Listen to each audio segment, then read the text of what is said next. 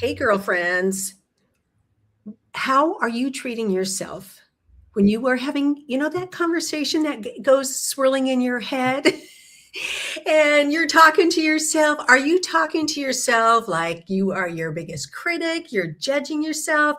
Or are you talking to yourself like you are your own best girlfriend and being kind and compassionate and opening up that perspective?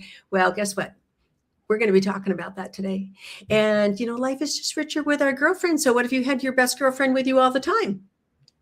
And so, we have Carmen here, and I am Carmen. I am just loving this, walking through these resources that are in the Being Brave magazine. And you have come and featured this, the best friend reframe. And just, it's like taking your little girlfriend along with you. Mm-hmm. Yeah, the best friend ever. The one you can trust. Yeah, the best friend ever. Not the other friend, but the best friend who really gets you, who really comes alongside of you when you're in that spot where you just need someone to go love on you.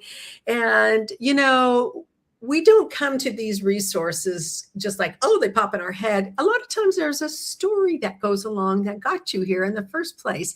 So tell us a little bit about you, where you're coming from, and a little bit how you came to be where you're at today. Sure, I'd be glad to. First of all, thank you, Karen, for the magazine, which I think is phenomenal, sharing women's stories and they're choosing to be brave every day. It's so important. And I think those examples are so valuable for women to hear. And then the resources on top of that, it's amazing. So thank you. I'm very glad to be here.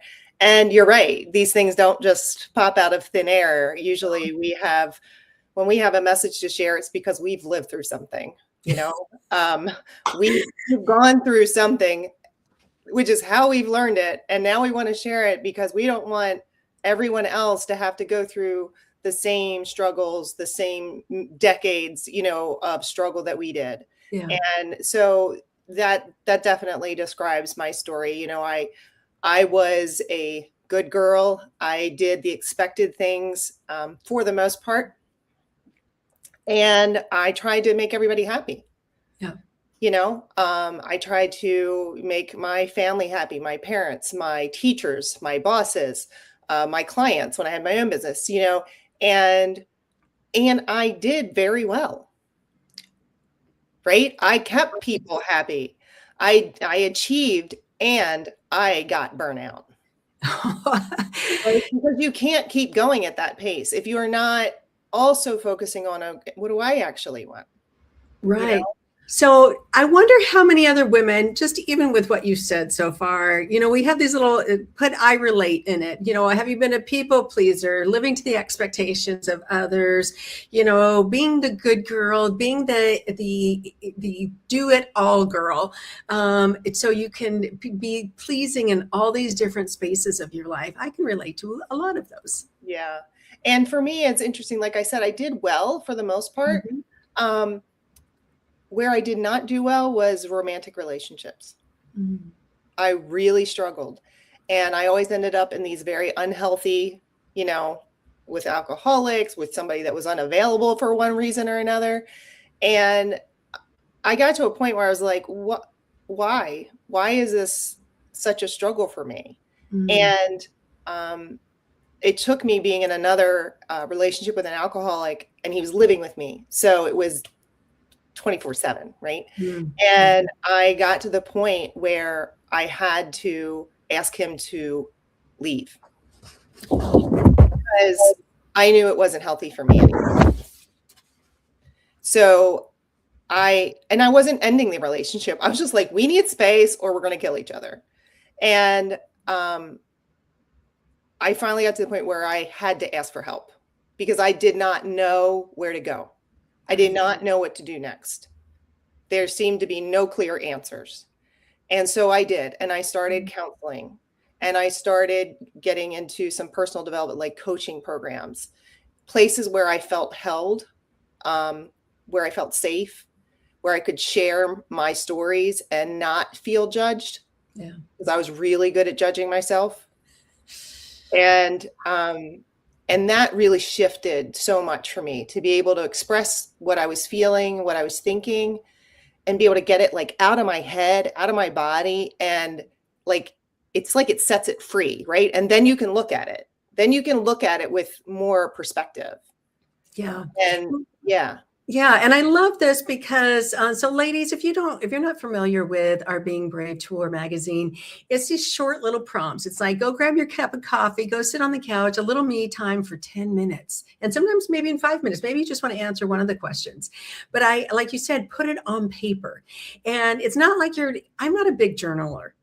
But I like these because they're really direct questions that you can just jot down something to think through. And I think that is something that is really key here, is that you can kind of walk through this pretty quickly and feel, like you said, feel safe. And so why don't we just pause for a second, because you in this resource here, and ladies, if you don't have it, we'll be putting the link. You can download the magazine for free. We're not asking for your email or anything. We want this in your hands because we want you to take a brave step with us. And so in the beginning, though, after you kind of share your story, you pause for a second and create that safe space, and you ask us to give ourselves a hug. So girls, give yourself a hug. Just go, you know what? I'm going to be your best friend. And breathe it in. I love that. Yeah. So where did your story take you next? You're going to counseling, you're walking through this. Yeah. So I spent a good 6-7 years doing hardcore personal development. I mean, I had a full-time job, but I also was like full-time personal development because I was done with struggling through life. You know, even when I got through through that relationship and that struggle, I still was like, okay, I feel better. I feel more at peace, but I don't love my life. Right. I'm like, there's something more. There's something more available. And I, a coach asked me, she's like, well, what would you love? And I was like, I don't know. Like, my answer at that point was, I want to enjoy my life. Yeah. Thank you for saying that, first of all, because I've gone through some difficult situations. Walked through a divorce where your life was one way and then it was a different way. And people would ask me that, Carmen, and I'm like, I thought I loved the things that I have, but I don't have those anymore. So I got to find some new things, or, so it's just, and it does, like you said, it takes years sometimes to really kind of figure out, what do I love? That's not an easy question. And that's something to discover. Absolutely. And it's interesting that I've noticed that my experience, like we were talking, people pleasing, everybody else's expectations. So the way I look at it is, the reason that question's so difficult for some people, what would I love? Because we have spent our entire lives not asking that question. We are worried about what everybody else is going to be happy with. So it's a new question. At whatever age you start asking this question, it's new. It is. I started asking that question at 58. And I'm like, I don't know, but do I love? Okay, I like swimming, I like bike riding, but I can only do so much of that, and even though maybe there's that piece, but you don't have your life, you almost feel like there's a hole or something there that needs to be filled. Yeah, and I think it's being gentle with yourself with that, right? And saying, okay, well, I don't have to have a list of 10 immediately, and just I have a list. Like, I have a piece of paper where I would write, as things came to me, I just add them to the list. Okay. So then now I have a list. So if I'm like having a bad day, I can look at the list and go, oh yeah, I could go for a walk, or I could take some pictures. I can go to an art gallery, or write all these different things. I could go to a coffee shop because I love coffee shops, or a bookstore, and when you have then a variety of things on your list, it makes it a lot easier to just give yourself something. Oh, and like maybe take yourself out on a little date or whatever. Yes, I love it. To things that you love to do. Yes. So, you talk about this. If you wouldn't say it to your best friend, don't say it to yourself. And so you, like you're talking to your best friend, and you take us through some questions. So kind of, you come through your story. And so we're going to go into this in just a second. But so how did you come up with this best friend reframe? Well, I had just started my membership group, which I call the Soul Love Circle. Oh, And that's really about loving yourself better. okay. And all the many aspects that that can take. And this was for the first session. I had actually had something else in mind to do with them. And then this actually did kind of pop into my head. Okay. I'm like, this is something everyone can relate to very easily, right? Because we say things to ourselves in the mirror all the time that we would never say to our best friend. Right. Right? Absolutely. Oh my God. Like, you're so stupid. Why did you do that? You look terrible. Like, all the things. We're so hard on ourselves. And we would never say those things to our best friend. Right. So you talk about that your hope for women as they walk through this, that they have a different perspective and that they show themselves compassion instead of judgment. Yes. For me, judgment has been a huge issue. Yes. I avoided things that I was afraid people would think I'm not good enough, because I was really good at some things. And then there were things that I was like, I don't know how to do that. I don't know how to play sports. I don't know how to, I was a really good musician reading the music, but I didn't understand improvisation. So I didn't want to participate in the jazz band because I didn't want to be forced to improvise and, oh my God, feel like a fool not knowing what I was doing. So I was afraid to try new things because of the perception I had of judgment. Yeah. Right? I was always going to judge myself for not doing something perfectly, which is insane when you haven't done it ever before, right? I mean, how dumb is that? Like, it doesn't make any sense.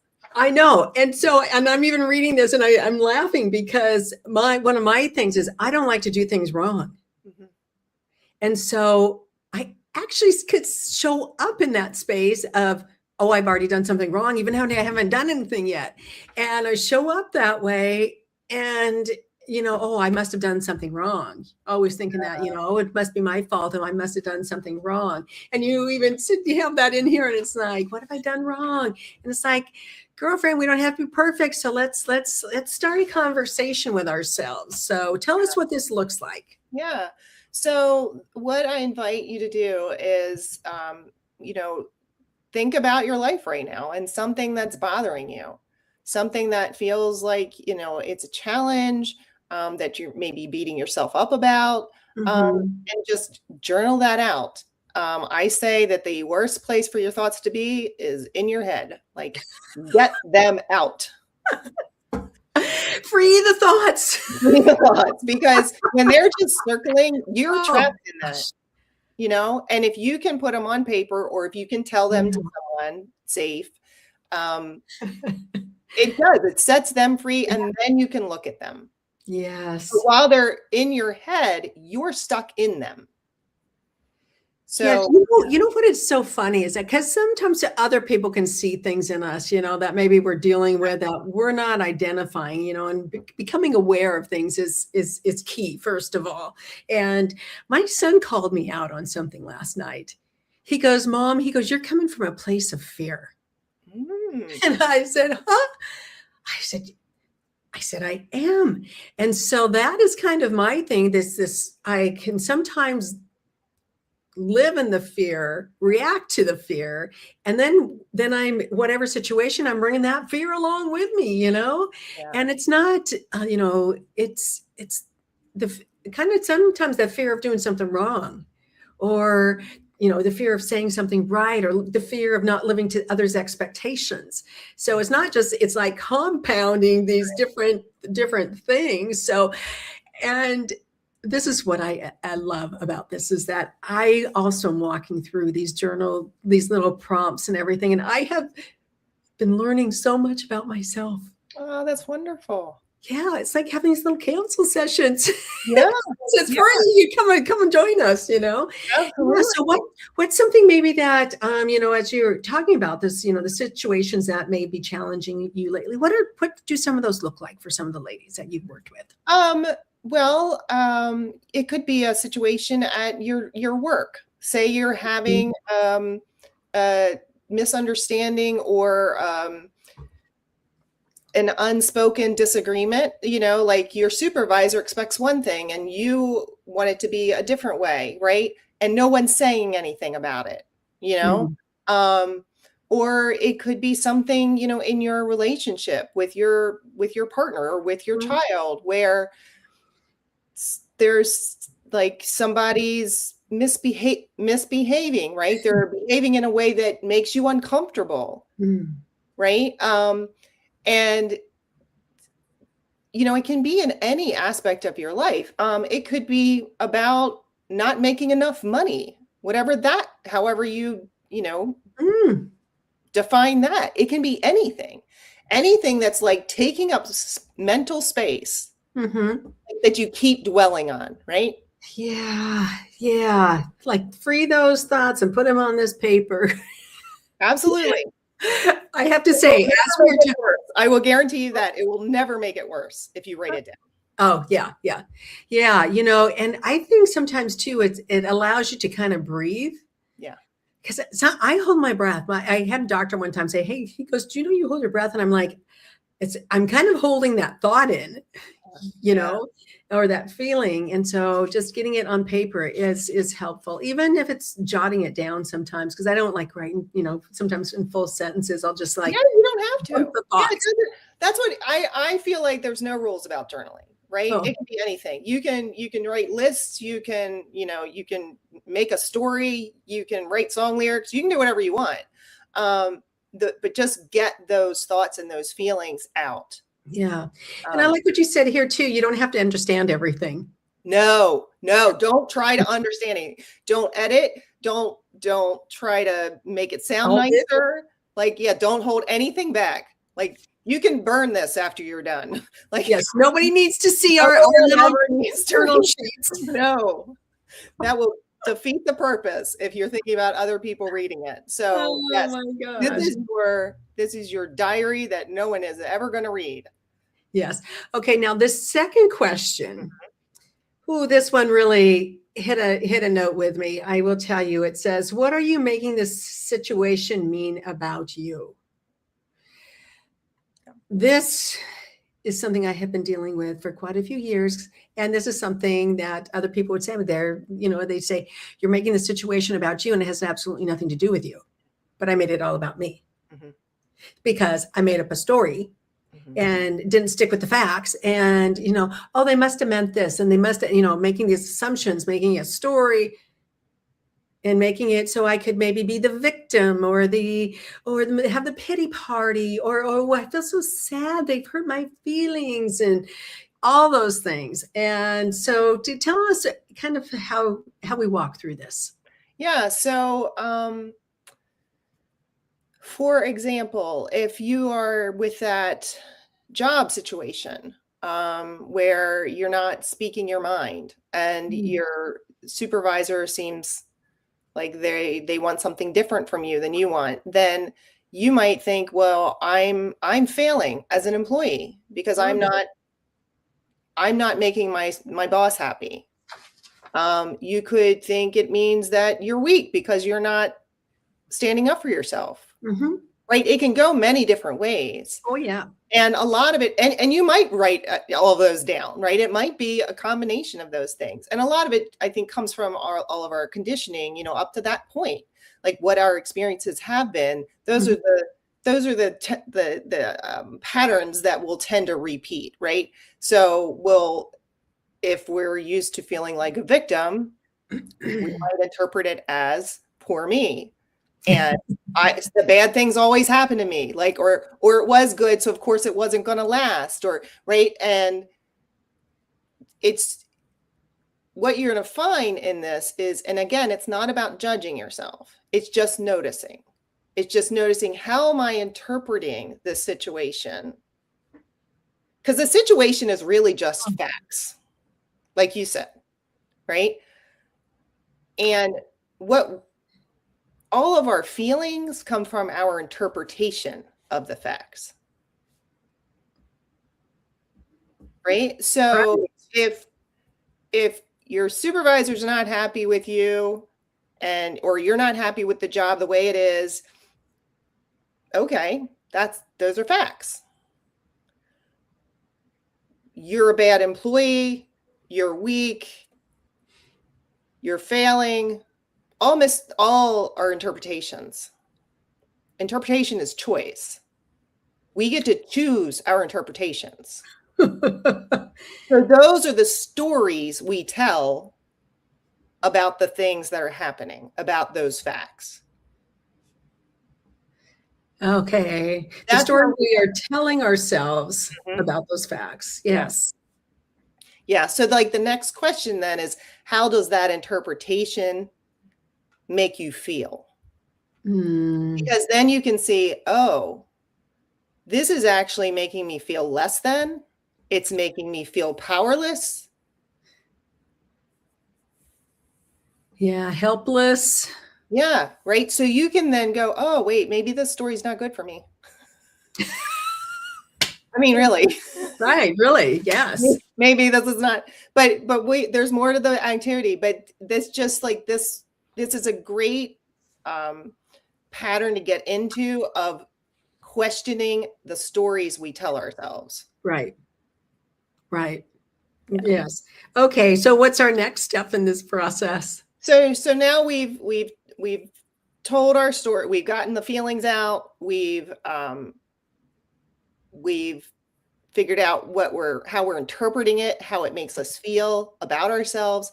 And then we take that safety break. Then we were like, okay, we're just going to set the pen down and we're going to take some deep breaths. And I usually recommend people close their eyes when they're doing this because we tend to get distracted by the external. And, maybe give yourself that hug again. Yeah. And, and allow for those deep belly breaths. Just, slow it down at your pace. And just let all that stuff that you wrote down, just let it go. Doesn't matter. There's nothing to do about it right now. And just let that peace in your body that you're okay. There's literally nothing wrong in this moment. And that's our baseline. That's our true way of being. That's who we are. We are peace. We are love. We are perfect. And it's all that mind stuff that stresses us out. So it's always good to come back to that safe space. And you can do that in, many different ways. But I do, just some simple slow breathing with your eyes closed can do wonders. Yeah, I should incorporate that into my day a little bit more often. Set a little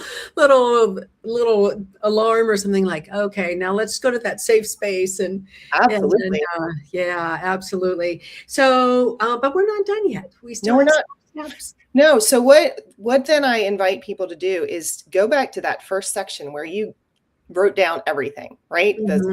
The facts that are happening and how you're feeling about it and all the things, is to go back to that and look at it as your best friend, your literal best friend. So if your best friend's name is Sally, you're going to pretend that Sally's the one that told this story. So I actually recommend you go with your pen and change it all. So like, instead of I'm really upset about so-and-so, Sally is really upset about this. She feels this, right? And change all of those pronouns and, any nouns that you need to change so that it's now your best friend that is experiencing this thing. This is interesting because when you even say that, my whole perspective goes like this. And I go, oh, but when it's about me, it's like, there's a whole different emotion there. But I was just thinking too, what if you, even with somebody who maybe you're having a difficult conversation with, what if in your mind's eye you go, this is my best friend. How would I talk to my best friend? Yes. Yes. Yeah. And then when you reread that, that it's your best friend, then like you just said, you already have a different feeling about it. Yeah. You're feeling compassion. Yes. Compassion. Which most of us have been trained not to feel for ourselves, right? We're hard on ourselves. We're criticizing ourselves all the time. And so when you change it to your best friend and you now have compassion instead of criticism, it's a completely different feeling. And there's clarity. It's like, well, what would you say to her? And you're going to be like, oh, I know exactly what I'd say to her. Yeah. So do you recommend kind of saying that out loud, kind of responding? You can write it down. Okay. Yeah, I think actually I do believe that speaking things out loud is really powerful. And you can do that without anybody listening. Right. Yeah. The main thing I believe is to have a safe space. So that's why I believe journaling is really helpful, because it's something you can do anywhere. Like no one needs to know. And so it is super safe. But yes, I do actually think speaking things aloud is even more powerful. Yes. And I like what you said here. What advice would you give her? And sometimes we just need a listening ear. So sometimes there's no advice to be given, but to just sit and pause and go. Yeah. And that might be what you'd say to her, is like, that sounds really hard. Yeah. That's one of the phrases I learned going through some very difficult situations. I really needed people to just acknowledge that, you know what, this is really hard. Yeah. I didn't need anything else. And that kind of filled the gap. Yeah. Because we don't want people to tell us what to do. No. We don't, and no one can know what is best for us. I truly believe that. Like, I am a firm believer in coaches and mentors and all that, but it's for the purpose of listening, for reflecting back, right? Not for advice giving, but for reflecting back what's already there, and for introducing new perspectives. That's not giving answers. That's just offering different perspectives, because to me, that is the biggest difference. And like, I see that as, in physical terms, as a photographer, you can take pictures of the same thing from different angles. That picture is going to look completely different. Right. Right. Well, life is the same way. You can look at a situation from 6 different angles. It's going to look completely different. Yes, but wouldn't this reframe a conversation even? I think I need to hear this, because I had a difficult conversation recently. Yeah. We listened, reflected back what they were saying. Yeah. And maybe that is just, oh, that sounds hard. Yeah. Or it must be hard. And, are you open to a new perspective? Yeah. Yeah. Because, like we were saying, we have patterns that we tend to revert to, right? Oh, yeah. From our conditioning, which is fine. There's nothing wrong with that. But when you're aware of that, it helps, because you can go, oh, you can catch it. You can, when you start becoming more aware of it. But if those are all you're used to, then you may not think of other perspectives to try. Correct. And that's where other people, whether they be coaches or friends or, whoever, can say, hey, but what if you look at it from this perspective? Have you thought about this? And like, it's the thing that seems like the biggest challenge in the world might turn out to be the biggest opportunity. Absolutely. Yes. Yes. And all you need is that, like, it can be instantaneous. You were like, oh my goodness, you are absolutely right. Yeah. Yeah. So I love what you said here at on your last page. When we look at a life event as an observer, as if it's happening to someone else, the overwhelm of emotions dissipate, the self-judgment disappears, and the attachment to the outcome dissolves. We can see the truth of the situation and what next steps to take. In other words, we welcome in peace, self-compassion, ease, and clarity. And welcome home, girlfriend. I love it. I love these little things that we can, sometimes it's just some words or something where we can have a place to jot down those thoughts and let them free, and then take that as, when I was walking through a situation, I actually had to pretend like I was a surgeon. Mm-hmm. Looking at, so I could detach the emotion and actually see the facts for what they were. And I have to remind myself, and other people have said, oh, look at your life like it's a movie. Mm-hmm. Like you're watching it, you're an observer. But I needed to somehow be able to, because I thought, oh, if a surgeon is going into surgery, he's not taking any emotion with him. Right.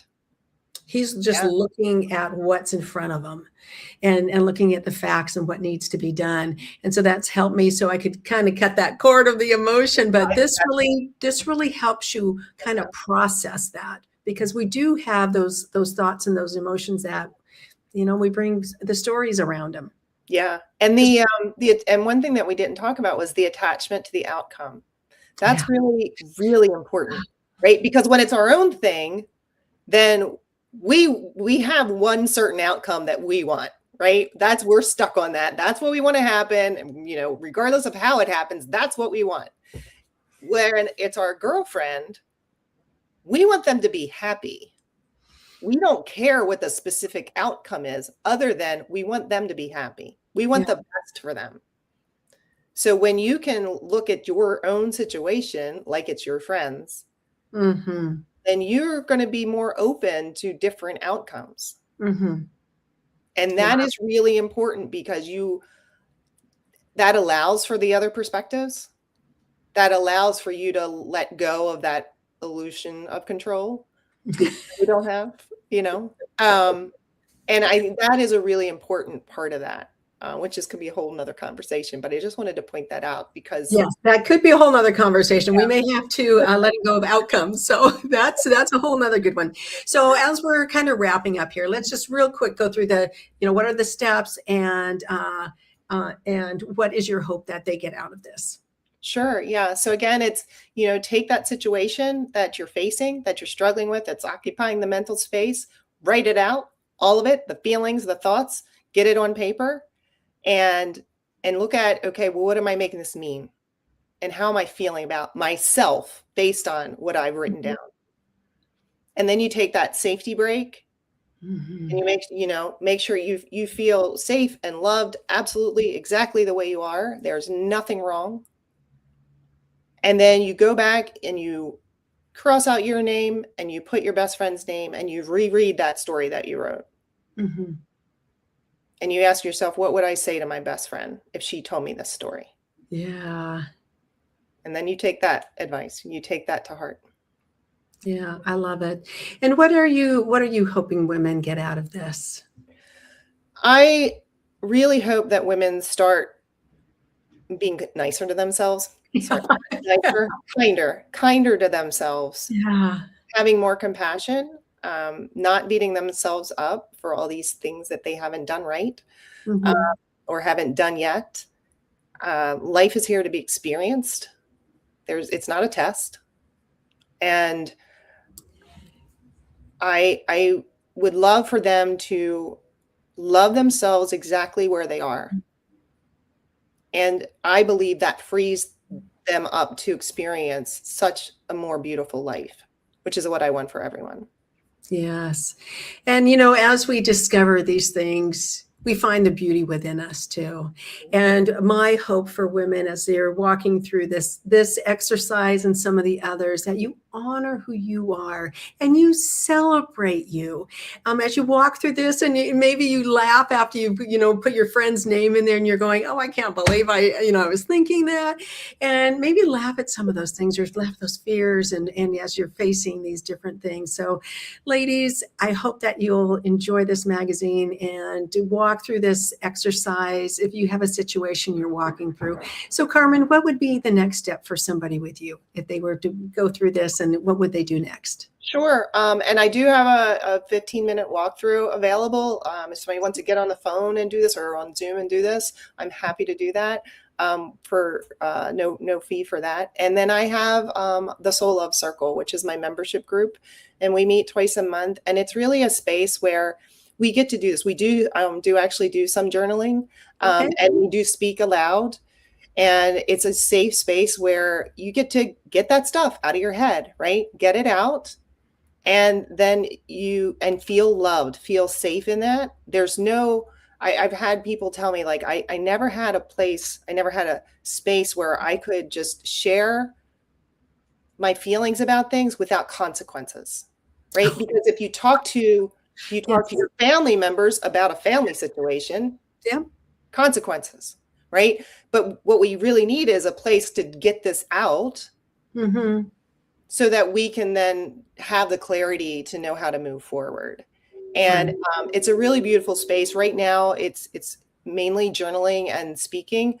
I am going to move it, or at least offer other things with more creative expression, because I believe the more fully we express ourselves, the wholer we feel, the more authentic we feel, the more alive we feel. And that's my goal at this point. I want to feel the most alive I possibly can. I want to enjoy my life as much as I possibly can. Yes. Learn to love the things that bring life and energy and just all that good stuff into your life. Carmen, thank you for walking us through this and just creating this little best friend reframe for us to walk through. So just what a joy to have you here today. Thank you so much, Karen. I appreciate that. All right, ladies, we will see you next time. Download the magazine, Being Brave Tour magazine, and it is coming to Amazon very soon. Excited to be able to share that, so you will be able to write in it and all those good things. But in the meantime, download our free flip magazine. All right, ladies, we'll see you next time.